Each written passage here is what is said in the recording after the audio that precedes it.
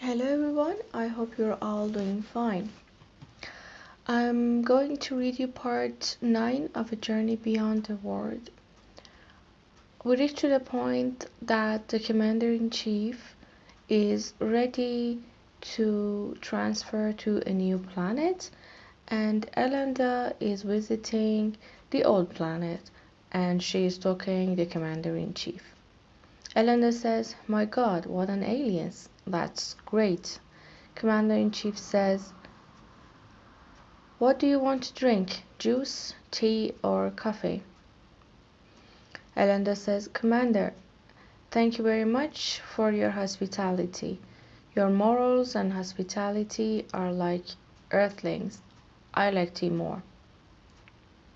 Commander-in-Chief said, "Kaduk, bring us some tea." Kaduk says, "Sure, sir. Green or black tea?" Elenda says, "Black tea. Please let it brew well." Commander-in-Chief says, "Sure, it will be served as your desire." Elenda says, "Please tell us about your clothes." Commander-in-Chief says, "Our clothes are made of materials that you, the Earthlings, did not discover or did not make.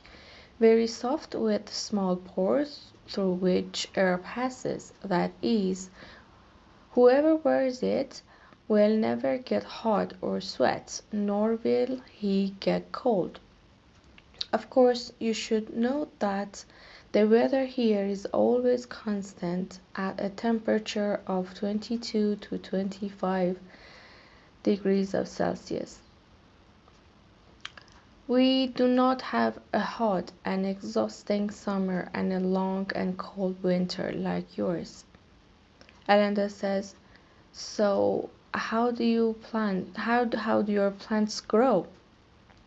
"They give fruits, and after picking the fruits and the yellowing of the leaves, they turn green and sprout and bloom, and then the fruit." Commander-in-Chief says, "Our fruit process is repeated every 4 months on Earth, unlike your Earth, which is once a year." Elenda says, "Do you have a religion?" Finally, you talked about God. Commander-in-Chief says, "We know all these religions, demonstrations, traditions, but we are not different. Our religion is the only religion in which we believe in one God. We surrender to Him. We all know about Omi equally, and we each have a different way of communicating with Him. Each of us worships, speaks, and communicates in our way. Of course, some are lax about worship. They do not reach awareness and knowledge, but it does not matter to them. This is how they live to end their lives. We have no idols to worship. We have no place of worship. No one is superior to anyone, except for knowledge and intelligence. Everyone's relationship with God is about themselves. Everyone's relationship with God is individual. No one is allowed to interfere in any other type of worship or relationship because it all ends in one God. We all submit to the one God and worship the one God. We are at peace together. Resentment, hatred, and arrogance have no place in our hearts. Our minds do not go wrong. Here is the one who knows the best. For example, if someone is found to be more knowledgeable than me, I will step aside for him to rule, and I will learn from him. There is no election. Scientists themselves come to test. If they know more, they would rule the government. Otherwise, they would go back and continue their experience and research and try again. Here, everyone is in charge of everything and is interested in it. Whenever he felt he could do something better, he comes, he tries. If he is superior, he goes to a new job. No one is unemployed here. Everyone is entertained and enjoys their work. That is why they are satisfied with their long life. Elenda says, you said that everyone is satisfied and enjoys their work. Just enjoy work, have no fun? Commander-in-Chief says, yes, because here everything is equally available to the people and no money is exchanged, and it is not property. To encourage those who are better than others, such as workers who study to deliver better work, we have planned space travel. In this way, during this annual leave, we send them on a space trip with their families. They land for a few days, land on some planets, orbit, have fun, and return. Elenda says, correct rotation. But can you explain the fun a bit? Commander-in-Chief says, the entertainment of the people of our planet is to touring and visiting other planets, sports and music. Exercise but music brings more joy when it is in group games.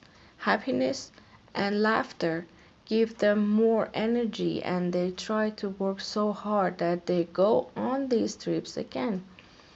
You know, our earthly guest is 9 hours of land, which is divided into 1 hours oh, into 10 hours a week, 6 hours of rest, no, 1 hours of work, 6 hours of rest, and 3 hours of entertainment. The duration of entertainment is very short. That is why they are eager to get other planetary entertainment rewards. Some receive this award once a year and some several times. It depends on the quality of their work.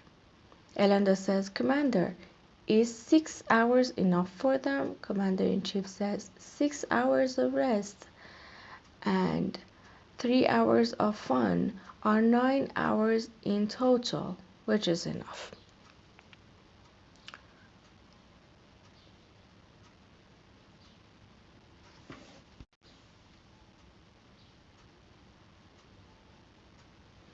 Elenda says, but we have 8 hours of rest and sleep and 8 hours of fun on Earth.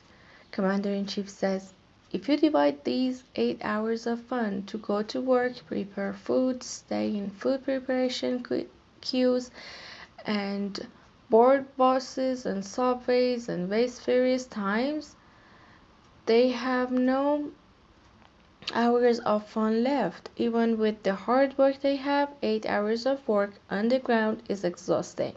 Most of them don't like their job and are forced to work for money. They provided it. They have to provide it for housing, food, clothes, etc. They do not understand anything about their lives. Do Earthlings have a year-round or lifetime trip to space or not to their neighboring country? Earthlings have made life very difficult for themselves. The difference is in the color of their skin, their place of residence, their religion, and their customs, and this is what has complicated life for them. They work, they spend money, they do not enjoy life, and that is why they are constantly sick and will die soon. Elenda says, unfortunately, that is the case. It is money that has made the people of the earth miserable. Okay, I think it's enough for today, and we will continue next week. See you soon. Bye.